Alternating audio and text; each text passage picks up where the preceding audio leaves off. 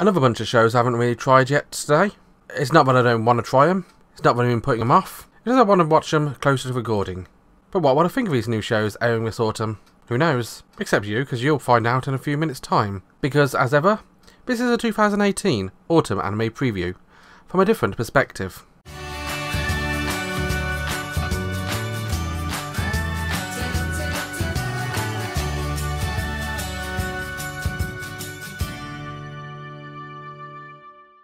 Immediately with this show, I have a few problems with it. First of all, the title. Ulysses, Jeanne d'Arc and the Alchemist Knight. How many different cliches do you want to throw into a single title? Clearly that many, because that's what we got here. And the main character isn't even called Ulysses or Joan of Arc. His name is Momomansi. Yep, very masculine sounding name. But then again, his very masculine sounding character. Actually, he really isn't, because there is kind of a wuss. And there's more alarm bells flying for this show, as suddenly we've got this 100 Years War era France setting, a teacher at a very fantasy anime looking school, telling them that in years to come, this period of time will be known as the 100 Years War. How the hell does he know that? How on earth does he know how long this war's going to be? That makes no sense whatsoever. He's clearly a witch, we should burn him at the stake. That's what we do in France in those days, isn't it? Burn people. Especially people called Joan. But I do not like people called Joan there. But yeah, meet Momomansi, a kind of wussy character who likes books. Or grimoires, technically. Because they've got to be grimoires, because they're not just tomes or books, they are grimoires. He's trying to learn magic for some reason, and I've got to be honest, a lot of the first episode goes by without really being explained what's going on. There's loads of historical style stuff with loads of characters who shouldn't really not be there at all. It's almost like they've transplanted a Japanese high school and put it in France. Because we've got the three main girl characters. We've got the tomboyish one, Richmond. We've got the princess one, Charlotte. And we've got the actually cute one, Philip. Although, I will admit, Philip is not the most feminine sounding name. Philip's the name of an aging royal rather than a princess. But here she is, Philip. And of course, the English guys are the bad guys. Why is it Brits are always bad guys and things like this? Stereotype much? But not to matter, this is France, so... Now the first episode really wants to push ahead with the main plotline and introduce you to everything which goes on. It's very much an introductory episode, and it's not very good at that because it makes you just drags you along whatever plot it wants to tell you without really telling you what's going on. Yeah, I know we're in France. Yes, I know it's 100 Years War.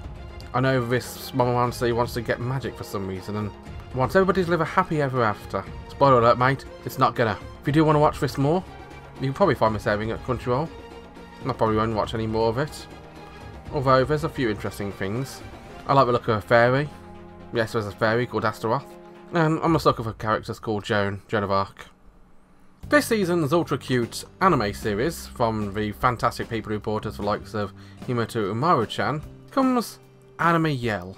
An anime which looks like it's hugely inspired by Lucky Star. Or, I should say, the opening to Lucky Star as anyway. Because anime, all about... chairs. Right. Chairs? What's chairs got to do with Lucky Star? It's an anime all about cheers.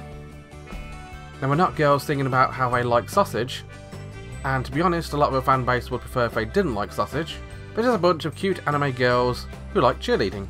And about our main character Kahane, who has never really seen cheerleading, she's kind of useless, but one day she goes to school and sees a group of cheerleaders cheering on the local baseball team, and she's inspired. It's not so much the cheerleading itself which she's inspired by, it's the whole cooperation and friendliness and teamwork. She's never seen something so fantastic, and so she wants to do it herself. And so when she joins high school, she decides she's going to join the cheerleading club. Except there isn't one. That's a shame. But what she does find is that one of the girls in the cheerleading squad, the main girl she was really interested in, Hizume, is also in the school. So how is this cheerleading girl not in a cheerleading club? Clearly the girl has no interest in cheerleading whatsoever. Not that's going to stop Kahane from bothering her for the entire episode. Almost becomes a stalker throughout the episode, joined by her best friend Uki, who she's not really too interested in cheerleading, just interested in seeing Kahane happy. Now to say this series is cute is do it a disservice. It is oozing the same cute charm as other Doga Kobo series often do. And I'm not expecting much in the way of Yuri relationships, This is very much a light-hearted, fluffy show, but it should be one which really should be a bit fun. Dokukobo shows often end up being quite forgetful, and this could end up being another one of them as well. But ones which are good stick around for a long time to go. You can find this one airing over at Crunchyroll. And so we come to the first of two shorts I'm reviewing this episode, Skull-Faced Bookseller Honda-san. Now the animation of this one looks very simplistic. It's very little movement, very basic character designs. I mean, for crying out loud, the main character is a skull-faced bookseller, by which is a skeleton working in a bookstore. There's no fluid motions with the characters. Quite often it's very minimal movement or very jerky stills. But that doesn't really bother me too much, because if you're watching an anime for the animation itself, then just go watch PA work stuff. You can end up watching that one and enjoying it to its fullest. But if you want to watch anime for the storyline or the characters or the comedy, then the animation quality should be a lower priority.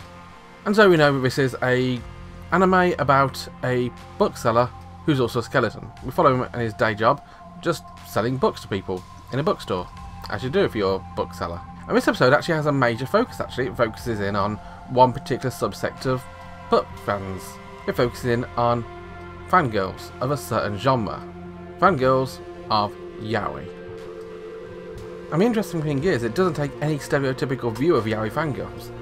I mean, you might think of yaoi fangirls in the same way you might think of a generic anime fan as one particular image. The classic anime fan in anime is just a big fat guy sweating all the time. But one thing which Honda-san does really nicely is it shows that it's not just the stereotypical yaoi fangirl who buys yaoi books. There's loads of people all over the place wanting books of this nature, and Honda-san talks about the troubles of all of them, because this is very much a complaining anime. It's very much Honda-san moaning about his day-to-day life. But that's fine, because sometimes complaints are where comedy lies, and comedy is definitely here. I found myself laughing out loud more than a few times throughout the entire episode. Now, a lot of people will get put off by the fact this is an anime short. I don't know why, because anime short is still anime, it's just shorter. But some people just don't like the shorter length series. But rest assured, this one, even though it is a short, it's still 12 minutes, which means it's long enough to enjoy. And you should enjoy it as well, because this one is one of the better ones this season. If you do find yourself wanting to watch a bookseller sell books to yaoi fangirls, who's also a skeleton, then you can check this one out on Crunchyroll. CG anime has definitely come a long way these days. Although, if you start watching the first episode of Himoto House, then you'd kind of wonder whether or not it's gone backwards again. Because this anime looks absolutely shit. There's no sugarcoat. This one looks like the anime was actually animated in the early noughties. The characters are all plastic and almost like it's a stop motion anime featuring dolls, which are just moving limbs. There's no fluid motion. One of the best things you can do with CG anime is to make it feel more fluid. Or, if you're not going for the fluid animation, then use the frames method, where you make it look like it's animated at so many frames a second, the same way you'd draw cell-based anime. But no, we're not done that, we've just done a sort of awkward looking still motion, moving whenever we're moving thing. And it really does just look plastic. Although if we look beyond the CG, we find there's an actual anime behind all this stuff. And the anime is also kind of crap. We don't get much going on in this first episode. It looks like it's going to be a basic slice of life with superpowers. As we explore the Himoto house, so called because there's a house where the Himoto family lives, and we'll meet all their wacky sisters. And a couple of friends as well. You got the girl who's always in a relationship and is always angry when she gets dumped. You got the mysterious Chuni girl.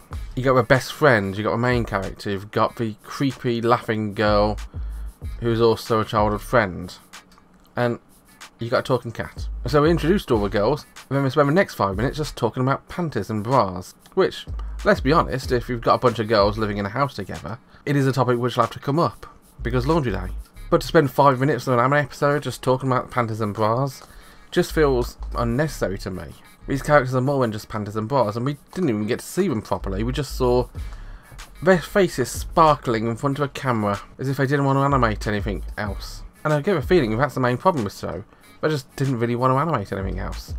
They produced it as cheap as possible, got some interesting characters, got some interesting voices, made a few stories, and Bob's your uncle, here's anime. This is anime for lowest common denominator. This is anime produced at low cost to try and reap the reward. And sometimes that does work. I mean, just look at the likes of Kimono Friends last year. But sometimes it really doesn't. If you do fancy yourself watching Himoto House, I don't recommend it, but it's a Crunchyroll. And so, there are some real stinkers this episode. I didn't expect them all to be good, but there's a couple of absolutely dreadful shows in this bunch. We've got one more episode to go. So join me then when I look at 4 more new shows. So thank you guys for watching. Have a wonderful day. Bye bye.